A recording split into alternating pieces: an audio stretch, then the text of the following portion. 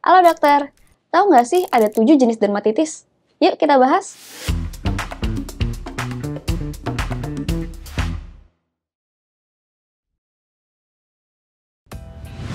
1.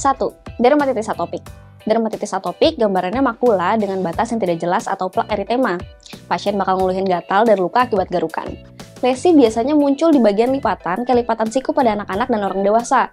Tapi kalau di bayi, munculnya biasa di pipi. Dokter ingat aja, kalau dermatitis atopik itu ada triadnya.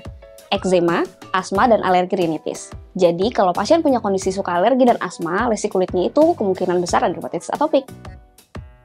2. Dermatitis dishidrotik, dikenal juga dengan fomfolix. Ada di telapak tangan atau kaki, bentuknya kayak lepuhan atau lenting yang gatal banget. Bisa muncul karena nggak cocok sama produk sabun, karena bahan nikel atau kobalt. Contohnya, pasien yang kerja di tambang, atau dari kontak dan perhiasan, atau jam tangan. 3. Dermatitis memularis, sesuai bentuknya kayak koin. Jadi, dia adalah plak berbentuk lingkaran yang warnanya bisa merah, pink, atau coklat.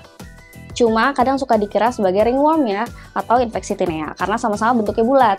Tapi kalau tinea itu biasanya cuma merah-merah di tepi aja, sedangkan bagian sentralnya tidak merah. Sebelum kita bahas bentuk lesi kulit lainnya, dokter udah tahu belum soal e-course Alomedica? Di website Alomedica tersedia nih e-course untuk berbagai bidang yang narasumbernya nggak perlu dokter ragukan lagi. Mau kapanpun, dimanapun, dokter bisa akses e-course melalui website Alomedica. Udah gitu, sekarang e-course kita ber-SKP Kemkes loh. Yuk ikuti e-course Alomedica sekarang. 4. Dermatitis kontak. Sesuai dengan namanya, harus ada kontak terlebih dahulu baru keluhan yang muncul. Bisa karena produk-produk yang digunakan ya.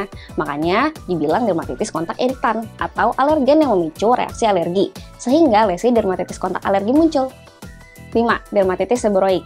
Munculnya bercak eritema dan ini kata kuncinya. Seperti ada sisik yang mengelupas.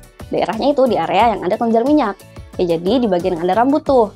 Pala, alis, bahkan di bulu hidung, pasien bisa mengeluhkan ketombean. 6. Lichen simplex chronicus atau neurodermatitis. Lesinya itu biasanya penebalan akibat digaruk terus-menerus.